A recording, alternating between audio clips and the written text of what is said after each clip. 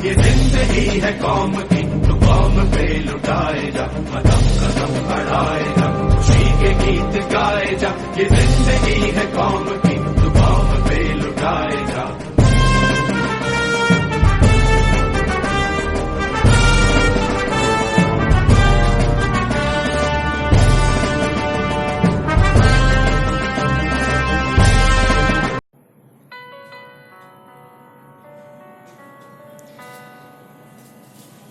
দিনটি 1897 সালের 23শে জানুয়ারি। উড়িষ্যার কটক শহরে জন্মগ্রহণ করলেন ভারত মাতার বীর সন্তান নেতাজি সুভাষচন্দ্র বসু। বসু পরিবারের আদরের ছোট্ট সুভাষ।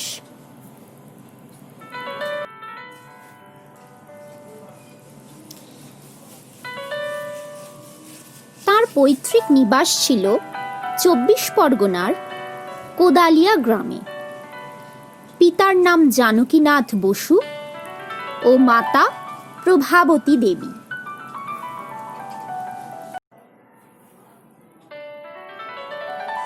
ছাত্রজীবনেই স্বামী বিবেকানন্দের রচনা পাঠ করে তার মধ্যে চারিত্রিক দৃঢ়তা ও দুঃসাহসের সৃষ্টি হয়।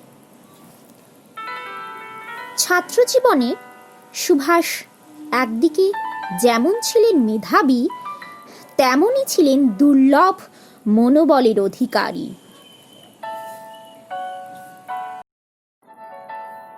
প্রথমে কটকের র্যাভেনশা স্কুল এবং পরে কলকাতার প্রেসিডেন্সি কলেজ ও স্কটিশ চার্চ কলেজে পড়াশোনা করে তিনি বিএ পাশ করেন দর্শন শাস্ত্রে। 1913 খ্রিস্টাব্দে তিনি প্রবেশিকা পরীক্ষায় দ্বিতীয় স্থান অধিকার করেন। অতি শৈশব থেকেই তার মানব সেবার পরিচয় পাওয়া যায়। পিতামাতাকে লুকিয়ে তিনি সঙ্গীদের সঙ্গে আর্তপীড়িত রোগীদের সেবা শুশ্রূষা করতেন। 1919 সালের ঘটনাবলিতে বিক্ষুব্ধ ও উত্তেজিত ভারত মহাত্মা গান্ধীর নেতৃত্বে সংগ্রামের পথে যখন পা বাড়াচ্ছে, তখন বিলাতে গিয়ে ভারতীয় সিভিল সার্ভিস পরীক্ষায় প্রথম সারির দিকে উত্তীর্ণ হওয়া সত্ত্বেও এহেন মানবদরদী বিপ্লবী সুভাষচন্দ্র বসুও স্বভাবতই তাই চাকুরিতে যোগদান না করে ওই সংগ্রামেই যোগ দেওয়ার সংকল্প গ্রহণ করলেন। শুরু হলো দেশবন্ধু চিত্তরঞ্জন দাসের নেতৃত্বে সুভাষের সংগ্রামী জীবন। 1921 থেকে 1940 এই 20 বছর ভারতীয় রাজনীতির ক্ষেত্রে সুভাষচন্দ্র ছিলেন ইংরেজ শাসনের বিরুদ্ধে আপোষহীন সংগ্রামের মূর্ত প্রতীক।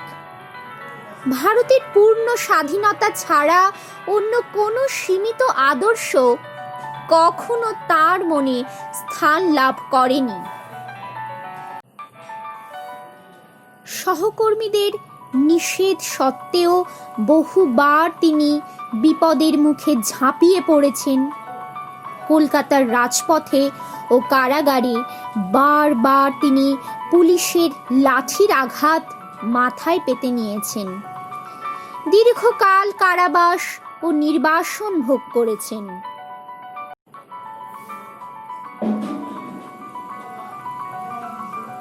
এই সংগ্রামী নেতাকে তাই দেশ 1938 সালে হরিপুরা কংগ্রেসের এবং পরের বছর ত্রিপুরী কংগ্রেসের সভাপতি হিসাবে নির্বাচিত করেছে। আমাদের জাতীয় মহাসভার 51 অধিবেশন এখন শেষ হতে চলেছে।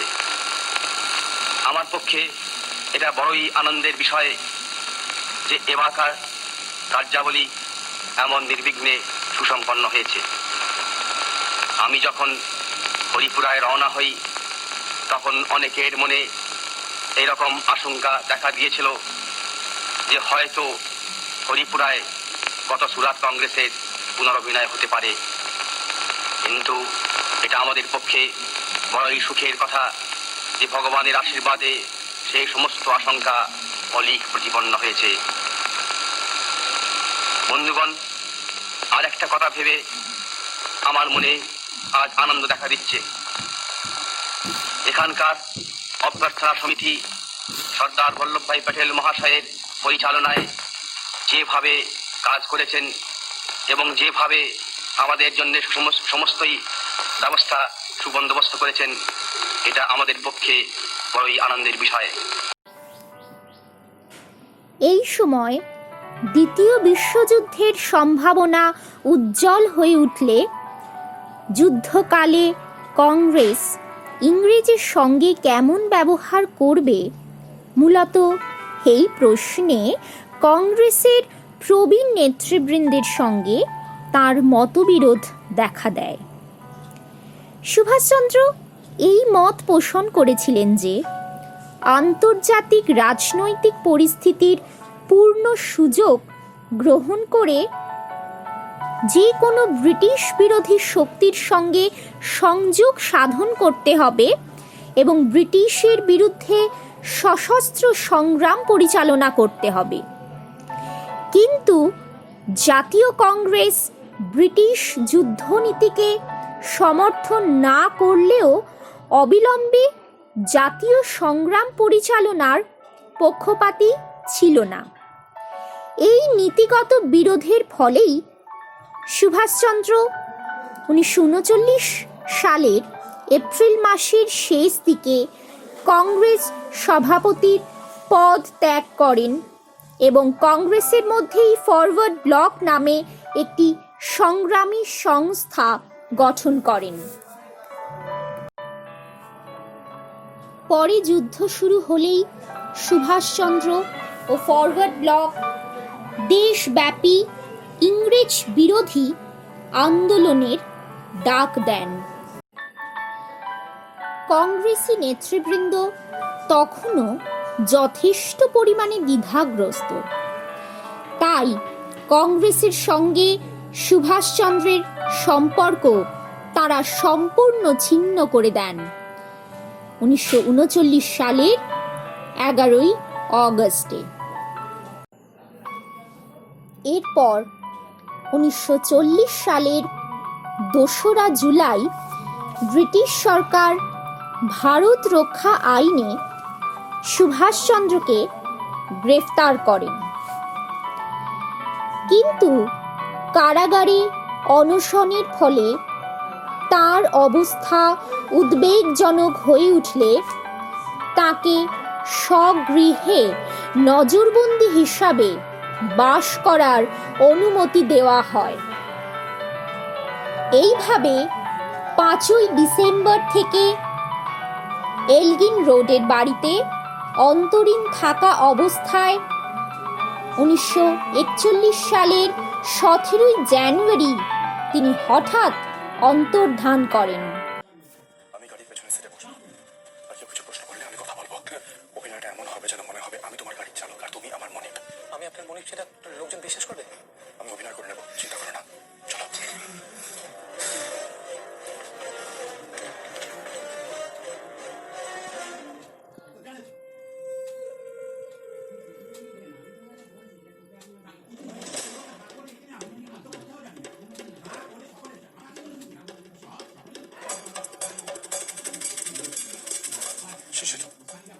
দুটো গেট আমরা একসাথে খুলবো, যেন আওয়াজে বোঝা না যায় যে দুটো গেট খুলছে। আর গেট বন্ধ করার শব্দ তুলনামূলকভাবে গেট খোলার শব্দ থেকে বেশি হয়। সেই জন্য তুমি শুধু তোমার গেটটা বন্ধ করবে, আমার গেটটা খোলা থাকবে, আমি হাত দিয়ে ধরে রাখবো। দুটো গেটের আওয়াজ পেলে বাড়ির লোক কেন বাইরের লোকে বুঝে যাবে যে দুজন গাড়িতে উঠছে। এবার কৌতূহল মিটলো, চলো।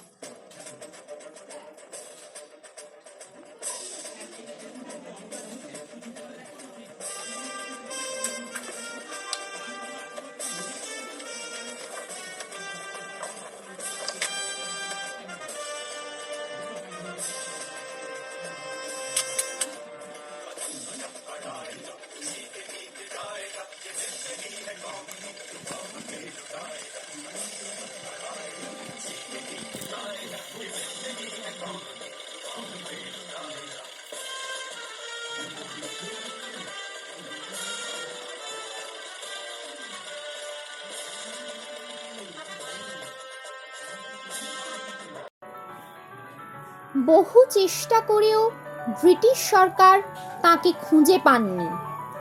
আসলে 17 জানুয়ারি গভীর রাত্রে গৃহত্যাগ করে মোটর যোগে তিনি গোমো চলে যান।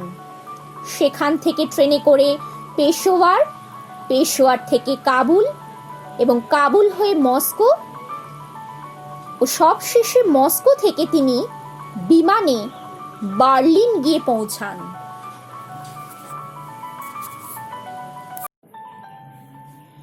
জার্মানিতে পৌঁছে সুভাষচন্দ্র জার্মান পররাষ্ট্রমন্ত্রী রিবেনট্রপের সঙ্গে দেখা করেন এবং জার্মানির সহযোগিতায় ব্রিটিশ বিরোধী প্রচার ও মুক্তিসেনা গঠনের প্রয়াস চালাতে থাকেন।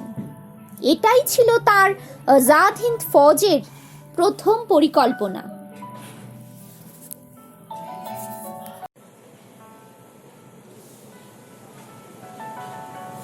এদিকে 1941 সালের জুন মাসে জার্মানি হঠাৎই সোভিয়েত রাশিয়া আক্রমণ করায় সুভাষচন্দ্র অত্যন্ত মর্মাহত হন। তাই ওই বছরই 7 ডিসেম্বর জাপান ব্রিটেন ও আমেরিকার বিরুদ্ধে যুদ্ধে অবতীর্ণ হলে সুভাষচন্দ্র উপলব্ধি করেন যে ভারতের মুক্তি প্রচেষ্টায় জাপানি সহযোগিতাই অধিকতর ও প্রত্যক্ষতরভাবে কার্যকরী হবে। জাপানের এই ইংরেজ বিরোধিতাকে অবশ্য ভারতের স্বাধীনতা অর্জনের কাজে লাগাবার প্রথম প্রচেষ্টা শুরু করেন জাপান প্রবাসী ভারতীয় বিপ্লবী রাসবিহারী বসু। তার নেতৃত্বে দক্ষিণ পূর্ব এশিয়ার প্রবাসী স্বাধীনতাকামী ভারতীয়দের নিয়ে টোকিও ও ব্যাংককে তিনি দুটি সম্মেলন অনুষ্ঠান করান।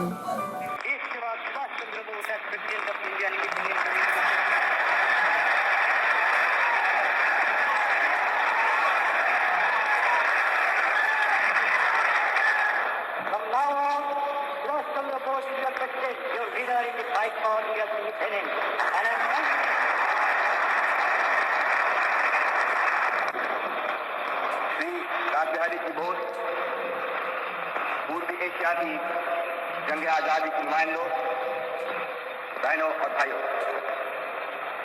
सबसे पहले मैं आप लोगों के दिली इस्तकबाल के लिए और साथ ही साथ आपने जो मुझको पूर्वी एशिया की जंग आजादी के नेता बनाया, इसके लिए भी तहे दिल से आप लोगों का शुक्रिया अदा करता हूं। क्योंकि अब ये वक्त निहायत नाजुक है, मैं इस जिम्मेदारी को कबूल करता हूं, लेकिन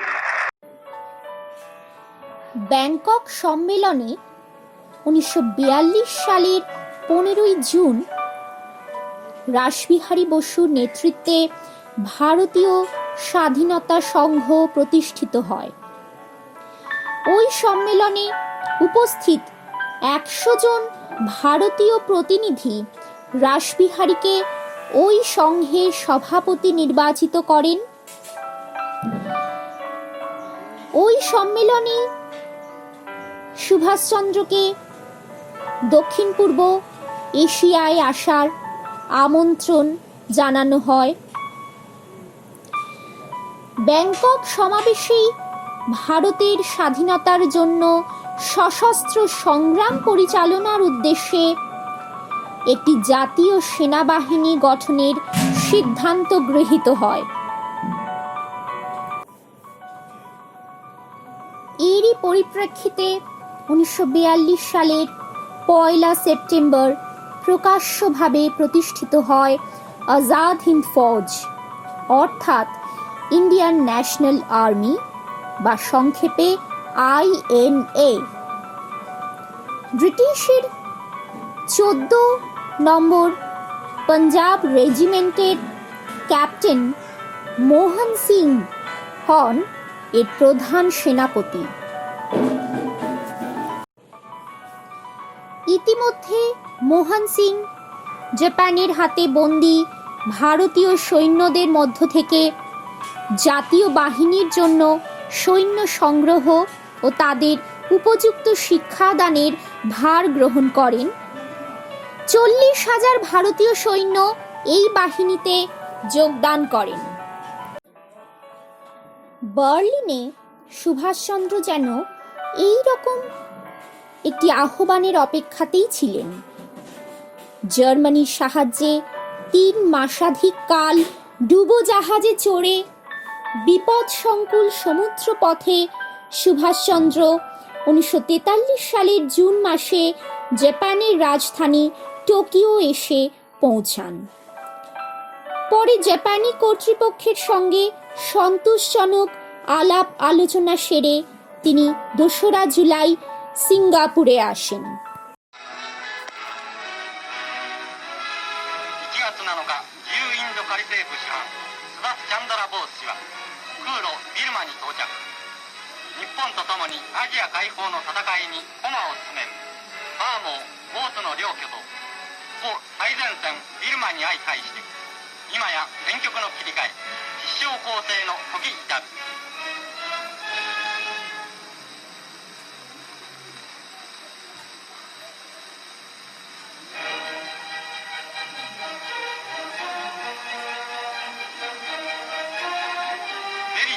の日近きにあるを心に帰して祝前主犯の閲兵を受けるインド国民軍。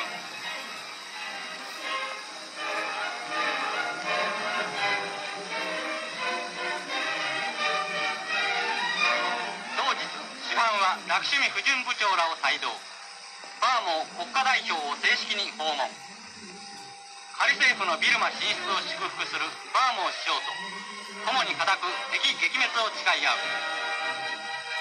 本議会において東条首相を重ねてインド解放に実力をもってする援助をしますと中外に鮮明せる折からビルマ戦線にようやく戦機動く。দক্ষিণ পূর্ব এশিয়ার ভারতীয়গণ তখন তার নেতৃত্ব লাভের আশায় অধীর আগ্রহে অপেক্ষা করছিল। বিপুল সংবর্ধনার পর 4 জুলাই রাসবিহারী বসু আনুষ্ঠানিকভাবে তার হাতে ভারতীয় স্বাধীনতা সংঘের দায়িত্বভার অর্পণ করেন।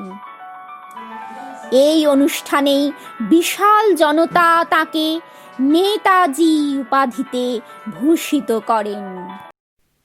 After having established the provisional government of Azad Hind in Singapore in October 1943, Netaji attended as the accredited head of Free India, the Greater East Asia Conference in Tokyo the following month. Here are excerpts from the memorable address he delivered there, outlining his vision of a free India in a new Asia and a new world, and his conception of martyrdom and immortality. So long as Anglo-American imperialism is not overthrown, India has no hope of achieving her liberty. We are therefore determined to fight shoulder to shoulder with you, no matter how long and hard the struggle may be, and no matter what the suffering and the sacrifice involved may prove to be. Your names will go down in history, not merely as the makers of a new republic, not merely as the makers of a new East Asia, not merely as the makers of a new Asia, but as the makers and the architects of a new world.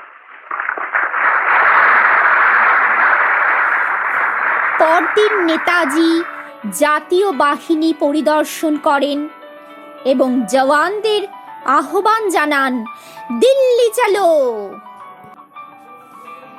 25শে August Netaji আনুষ্ঠানিকভাবে আজাদ হিন্দ বাহিনীর দায়িত্বভার গ্রহণ করেন। সেই সঙ্গে জয় হিন্দ ধ্বনি তুলে তিনি তাদের যুদ্ধক্ষেত্রে অভিযানের জন্য প্রস্তুত করে তোলেন। जय हिंद, जय हिंद, जय Hind,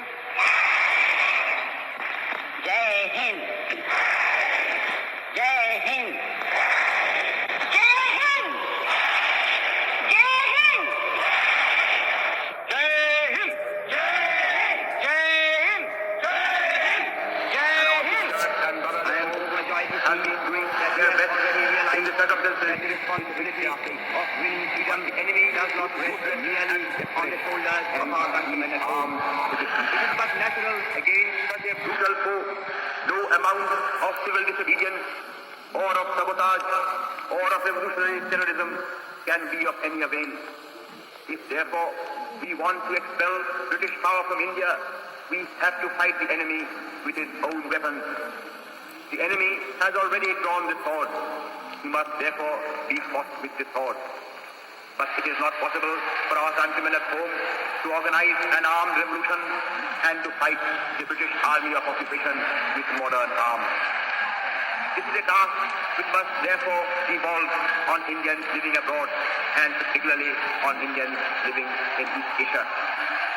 Friends, if you compare the history of our national struggle with histories of similar struggles in other parts of the world, you will realize that we in India have lacked one thing and one thing alone. We lack the strength and organization whereby we can meet force with force. I am confident.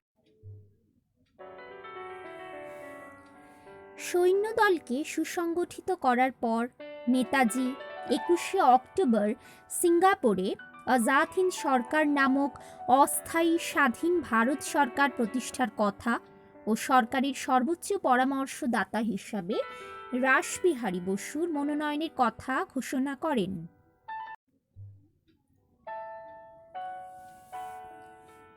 Japan, Germany, Italy প্রভৃতি 8টি দেশ এই সরকারকে স্বীকৃতি দেয়। 23শে October Azad Hind সরকার ব্রিটিশের বিরুদ্ধে যুদ্ধ ঘোষণা করে। এরপর 6ই নভেম্বর জাপান সরকার আজাদ হিন্দ সরকারের হাতে আন্দামান ও নিকোবর দ্বীপপুঞ্জের অধিকার সমর্পণ করবেন বলে ঘোষণা করার পর 1943 সালের 31 ডিসেম্বর নেতাজি স্বাধীন ভারতের প্রথম মুক্তাঙ্গন আন্দামান দ্বীপে পদার্পণ করেন এবং আন্দামানের শহীদ দ্বীপ ও নিকোবরের স্বরাজ দ্বীপ নামকরণ করেন। মতবিরোধ সত্ত্বেও নেতাজি কিন্তু কংগ্রেসের নেতাদের প্রতি কখনো শ্রদ্ধা হারাননি। তাই আজাদ হিন্দ ফৌজের ব্রিগেডের নামকরণ করেন গান্ধী ব্রিগেড, আজাদ ব্রিগেড ও নেহেরু ব্রিগেড। লক্ষ্মী স্বামীনাথনের নেতৃত্বে নারী ব্রিগেডের নাম দিয়েছিলেন ঝাঁসি কি রানী ব্রিগেড। শাহনওয়াজ খানের নেতৃত্বে নির্বাচিত সৈন্য সমন্বিত অপর একটি বাহিনীর সৈন্যরা নেতাজির প্রবল অনিচ্ছা সত্ত্বেও নিজেদের নাম দিয়েছিলেন সুভাষ ব্রিগেড। এই সুভাষ ব্রিগেডই সর্বাগ্রে রণাঙ্গনে প্রেরিত হয়।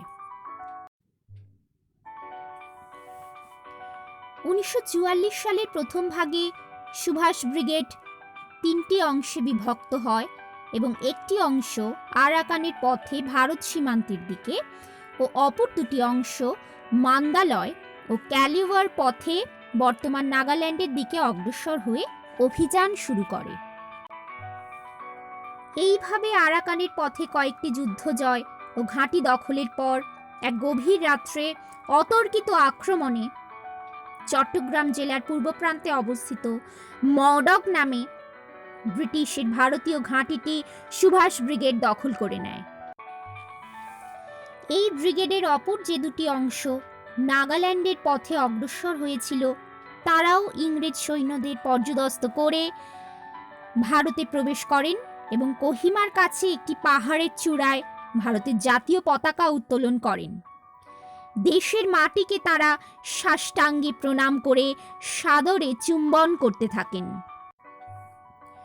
নেতাজির দুর্জয় প্রতিরোধ একদিকে যেমন ব্রিটিশ সরকারের দুর্বলতা প্রমাণ করেছিল, অন্যদিকে তেমনি তার অগ্নিমন্ত্র দিল্লি চলো এবং তোমরা আমায় রক্ত দাও, আমি তোমাদের স্বাধীনতা দেব, অর্থাৎ give me blood and I promise you freedom, আসমুদ্র হিমাচল ভারতবর্ষে স্বাধীনতার এক নব প্রাণধারা সঞ্চারিত করেছিল।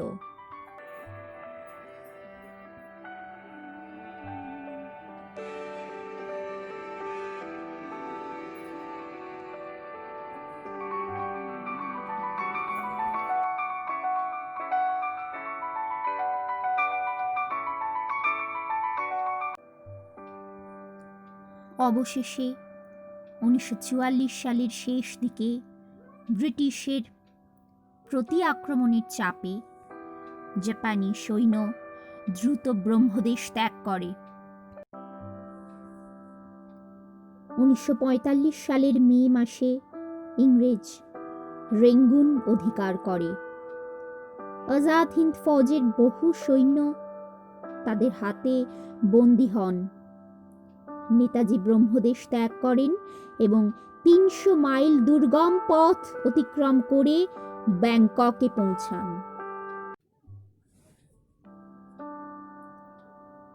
ব্যাংকক থেকে সিঙ্গাপুর এবং সবশেষে সাইগন থেকে অজ্ঞাত উদ্দেশ্যে তিনি বিমান যাত্রা করেন। কিন্তু ওই বছরই অর্থাৎ 1945 সালের 18 অগস্ট তাইহোকু বিমানবন্দরে বিমানটি আগুন লেগে ভস্মীভূত হয়ে যায়। কথিত আছে এই দুর্ঘটনায় সুভাষচন্দ্র নিহত হন। অনেকে অবশ্য এই ঘটনায় সন্দেহ প্রকাশ করে থাকেন। যাই হোক, সে ইতিহাস আজও এক গভীর রহস্যের বেড়াজালে আবৃত।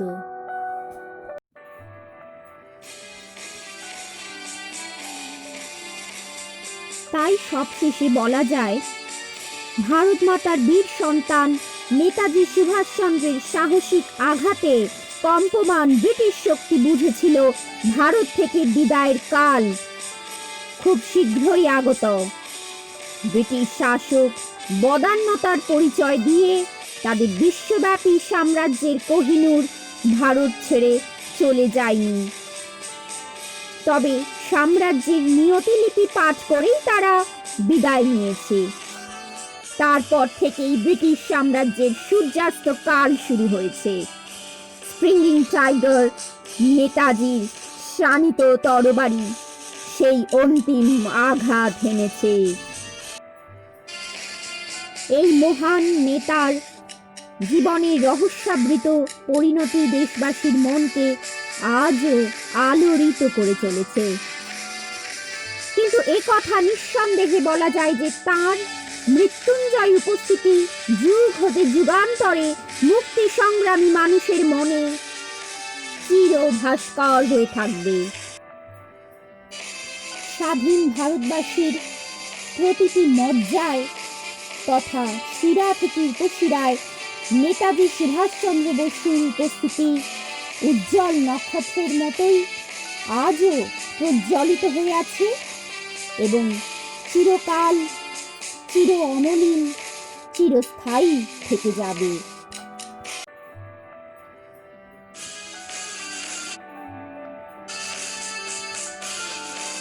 তাই আজকের পৃথিবীতে দাঁড়িয়ে এই প্রণাম্য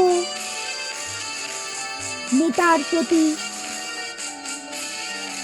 সমগ্র ভারতবাসী তথা বিশ্বের মানুষদের আজ একটাই বার্তা, তা হলো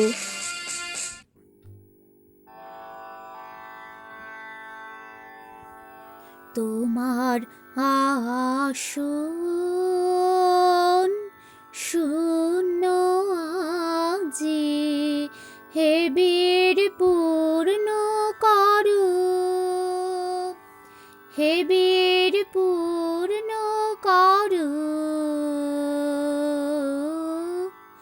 তোমার আসন। জয় হিন্দ, বন্দে মাতরম। ধন্যবাদ, নমস্কার।